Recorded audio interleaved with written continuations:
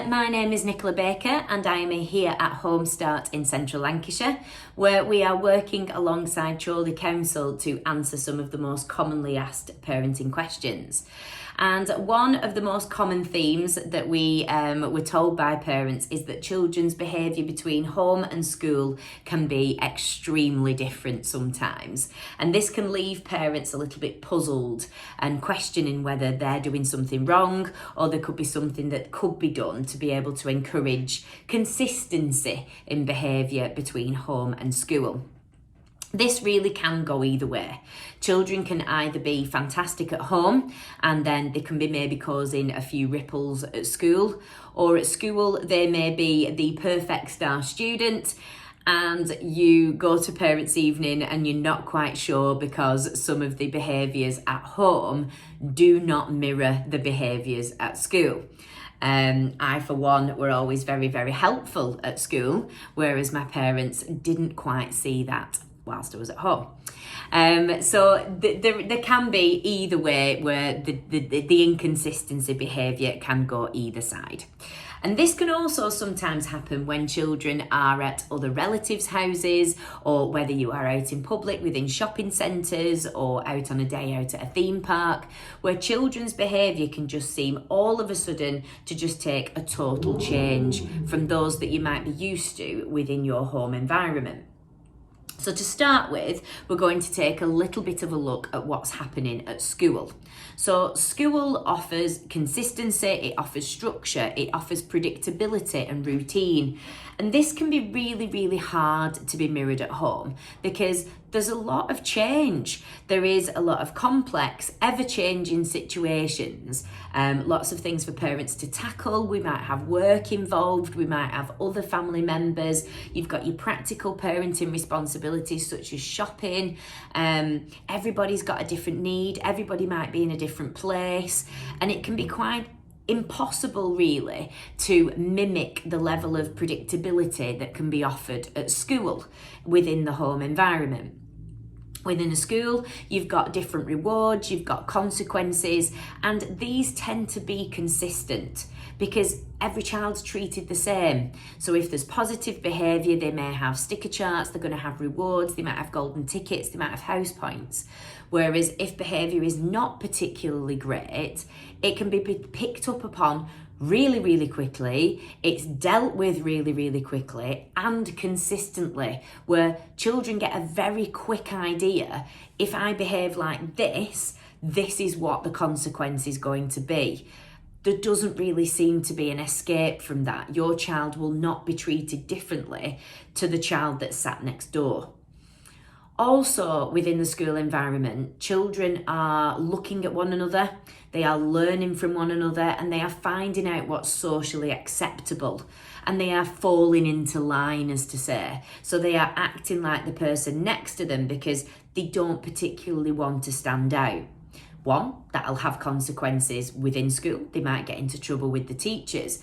But also it could have a social consequence, and children want to be able to play with their peers. So they tend to fall into line and stick to the rules, stick to the positives and negatives within the school environment. And again, it's very predictable. Like I've just discussed, teachers tend to deal with things ever so quickly. They haven't got time. They've got 30 children. There's no dawdling. There's no, this is your first warning, this is your second, first, fourth, 10th, 19th, 100th warning that all of us parents are quite guilty of. With teachers, it tends to be nailed down very, very quickly what that consequence is going to be, and they're immediate, okay? So that's kind of what's happening for children within school. Within the home environment, on the other hand, children, they might be struggling to fit into school for those exact reasons that we've just talked about. They might not figure out what's expected of them, and every teacher might have a different expectation. They're going to have a different way of teaching, a different way of approaching lessons, the start of lessons. Each dinner lady is going to have a different expectation as to what they expect. And for some children, they can find that really, really hard to adjust to.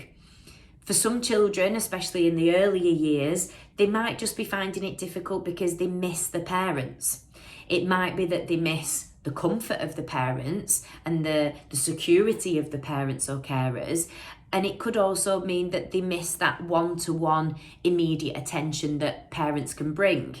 Within a classroom of 30, you're not going to get the same responses as you would do with your mum, dad, carer, grandparent, where you've got that one-to-one interaction taking place.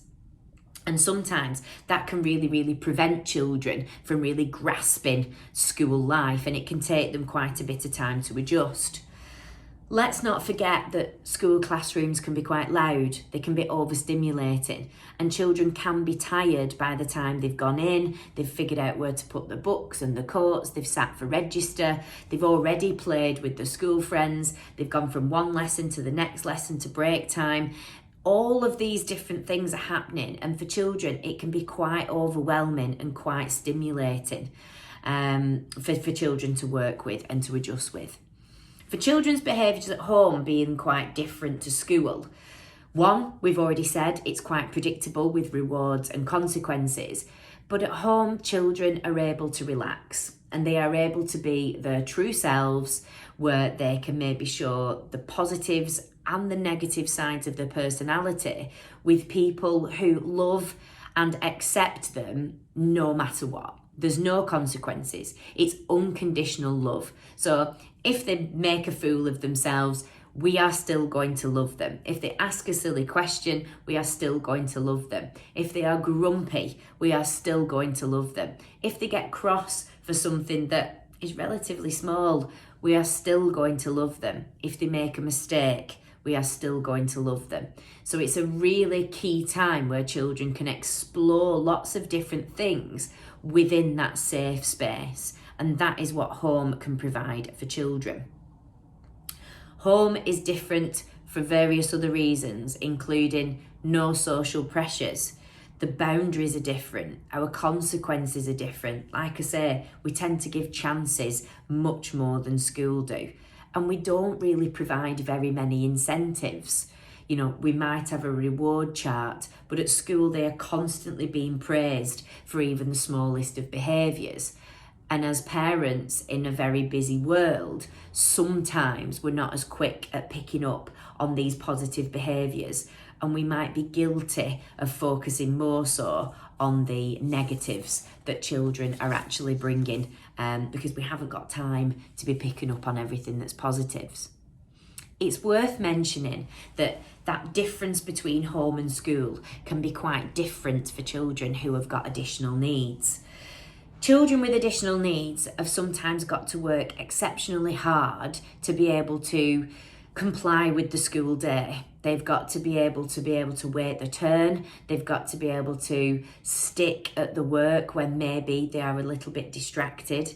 It can be quite difficult for children with additional needs to engage in an activity they're not particularly interested in. Children might struggle to form those relationships with teachers or with peers, and there are a lot of additional expectations of children to be able to keep those behaviours in check all the way through the school day. And sometimes when children can come home, they can have built up quite a lot of tension, and this needs to be released within some way. And unfortunately, parents can sometimes kind of cop for this response.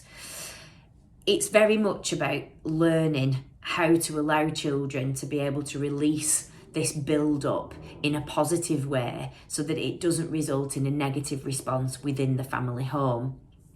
And it's allowing them to be able to be given that time to be able to debrief, to de-escalate, to de-stimulate from that. And we're going to talk about ways in which we can help. And that doesn't just apply to just children with additional needs.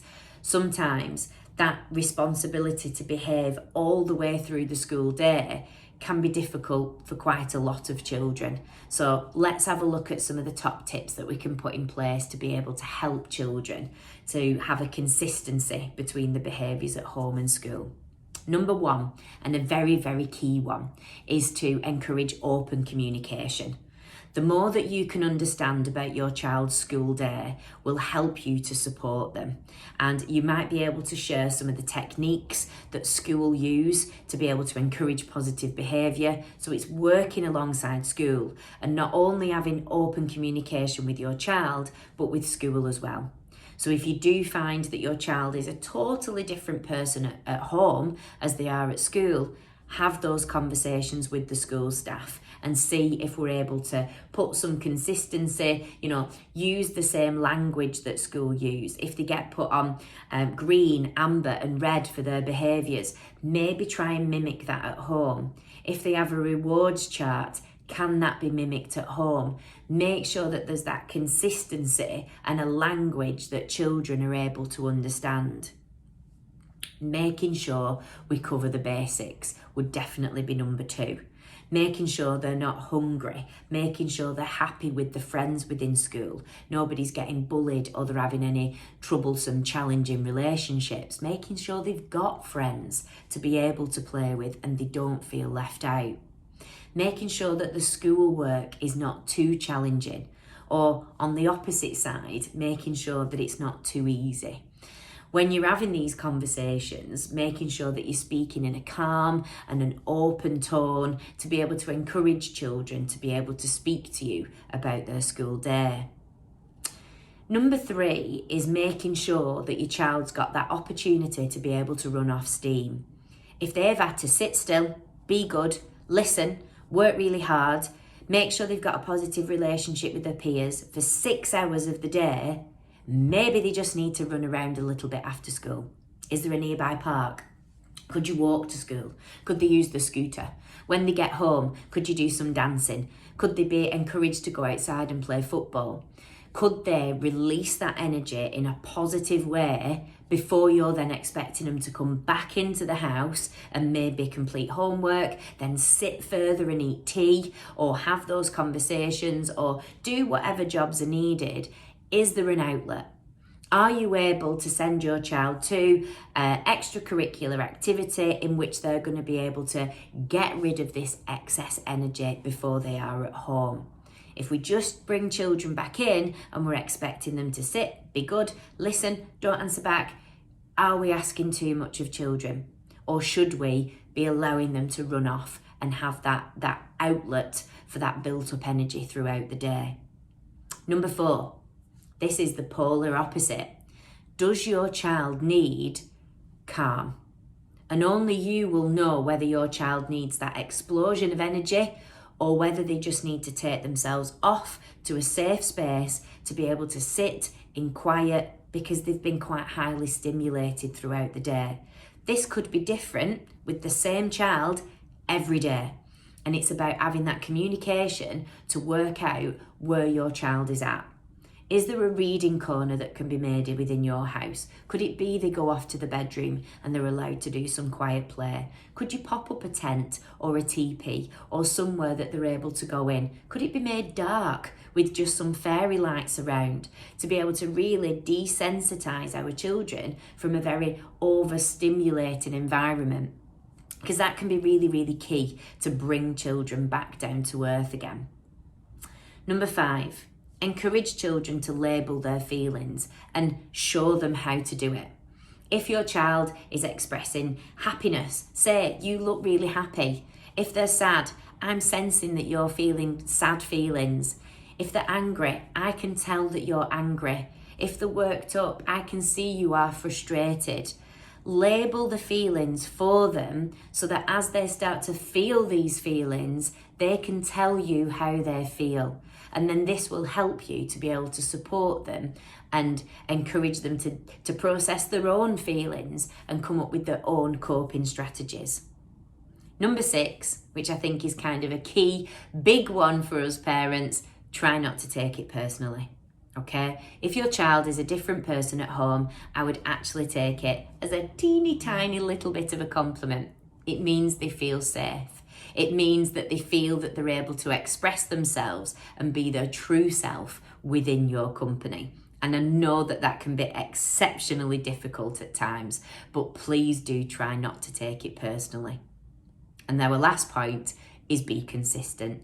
making sure you're having those conversations, you've got good communication networks between your children and you at school, making sure you're trying to predict and preempt what your child needs to do at that moment in time. And hopefully some of these hints and tips will encourage and support you to be able to understand the behavioural differences between home and school. I really hope you've managed to take something positive from today's video. There are lots of other videos that are available on our YouTube channel and on our website as well, so please do take a look at those. Because like I say, Home Start are working alongside Chorley Council to be able to answer any of the parenting questions you may have. And if we haven't already answered your questions, please do send them in and we'll work really, really hard to answer them as soon as we can. Thank you very much, take care and bye-bye.